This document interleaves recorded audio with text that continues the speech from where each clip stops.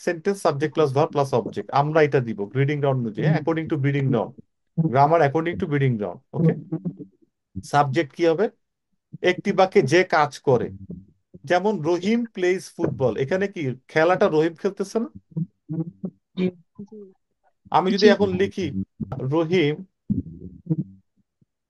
Is a good boy, যদি আমি এটা লিখি গুড বয়, তাহলে এখানে সাবজেক্ট কে?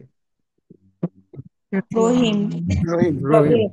তো রহিম কি এখানে খেলতেছে, মানে কিছু কোনো কাজ করে? দেখো তো এখানে, না। না। না। নো। রহিমের তাহলে এখানে রহিম ইন্দ্রিয়ামের। কেন সাবজেক্ট? সাবজেক্ট মানে তো হচ্ছে যে একটি বাক্যে যে কাজ করে, তাহলে সাবজেক্ট হচ্ছে দুই ভাবে করব, হ্যাঁ। একটা হচ্ছে একটি বাক্যে যে কাজ করে, এই যে এইটা, আর একটা হচ্ছে যাকে নিয়ে, লিখে রাখো, যাকে নিয়ে কাজ করা হয়। সেন্টেন্সটি, যাকে নিয়ে সেন্টেন্সটি, এখানে কি গুডকে নিয়ে সেন্টেন্স, নাকি বয়কে নিয়ে, নাকি রহিমকে নিয়ে? রহিম। রহিমকে নিয়ে। রহিমকে নিয়ে সেন্টেন্স, তাহলে রহিমকে নিয়ে। সাবজেক্ট দুই ভাবে বের করব।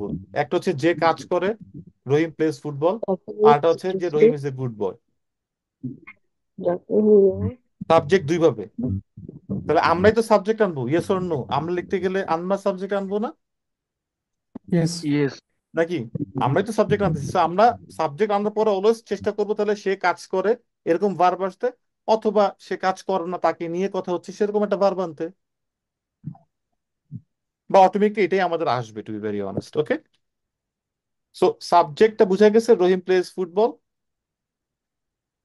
রহিম ইজ এ গুড বয়, সাবজেক্টটা ইয়েস। বুঝা গেছে। ইয়েস ভাই। আচ্ছা, এবার আমরা সবসময় সাবজেক্টটাকে ফার্স্টে রাখবো। ওকে, এবার আসি ভার্বে। ভার্বের অনেক প্রকার আছে, ট্রানজিটিভ, ইনট্রানজিটিভ, এরকম অনেক ইয়ে ভার্বের জায়গা আছে, হ্যাঁ। Linking verb, auxiliary verb. Exactly, তারপরে হচ্ছে আরো আছে ইনফিনিটিভ ভার্ব আছে, অনেক কিছু আছে, ব্যাপার স্যাপার আছে। আমরা এখন আপাতত এত কিছু শিখবো না, আমরা ভার্ব শিখবো দুই রকমের, হ্যাঁ। এখন আপাতত কি কি শিখবো? মেইন ভার্ব, আর একটা কি helping auxiliary verb. Verb. Helping verb. Helping verb, এটা একটু হেল্পিং হিসেবেই রাখি। হেল্পিং ভার্বের ভিতরে আমরা এই কয়টা শিখে নিই, am, is, are, was, were, sometimes be. Main ভার্বটা হচ্ছে যা দ্বারা ভার্ব। ডিরেক্টলি কাজটাই বুঝায়, যা দ্বারা ডিরেক্টলি কাজটি বোঝায়, ডিরেক্ট কাজ। যেমন ঘুমাচ্ছে, স্লিপ, স্লিপ একটা ভার্ব, ডিরেক্টলি ঘুমানো বোঝাচ্ছে। টক মানে বলা, কাজ, কিন্তু ডিরেক্টলি কাজটাই বোঝাচ্ছে। থিঙ্ক মানে চিন্তা করা, ডিরেক্টলি কাজটাই বোঝাচ্ছে। ওয়াক মানে হাঁটা, ডিরেক্টলি কাজ বোঝাচ্ছে। সামটাইমস এই হেল্পিং ভার্বটাই মেইন ভার্ব হিসেবে বসে। যেমন এই যে এইটাতে আমরা বসছিল, রহিম ইজ এ গুড বয়, এইটাতে, এটাতে এই ইজটা হচ্ছে গিয়ে একটা হেল্পিং ভার্ব, ইজ কিন্তু এখানে ভার্ব। কোনো মেইন ভার্ব নাই। মাঝে মধ্যে এই হেল্পিং ভার্বটা বসে, অথবা মাঝে মধ্যে মেইন ভার্ব বসে, কিন্তু আমরা কিভাবে বসাবো, সেন্টেন্স কিভাবে বানাবো? সাবজেক্ট একটা থাকতেই হবে, ভার্ব একটা থাকতেই হবে, অবজেক্ট একটা থাকতেই হবে।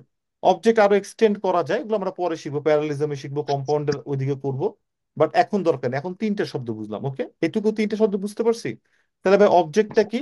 সাবজেক্ট আর ভার্বের পরে যেদিকে থাকে সেটাই অবজেক্ট, যেদিকে সাবজেক্ট ভার্ব ইশারা করে সেটাই অবজেক্ট। অনেক সময় থাকে যে কি, কে বা কাকে, কি বা কাকে দিয়ে কোশ্চেন করলে অবজেক্ট আসে না, এত কিছু কি বা কাকে দিয়ে আমি লেখার সময় তার কোশ্চেন করে করে সেন্টেন্স অবজেক্ট আনবো না। ওগুলো শেখার জন্য ঠিক আছে, যেগুলো আমরা শিখে আসছি, আর যেখানে যেখানে বেসিক গ্রামার পড়ায় ওরাই ওই করে শিখায়। But the thing is, subject যে কাজ করে তো যাকে নিয়ে কথা বলা হয়, আর ভার্বটা হচ্ছে ডিরেক্টলি কাজ, এর পরে যেই অংশ থাকবে যত বড় থাকুক, অবজেক্টের অংশ। কেমন?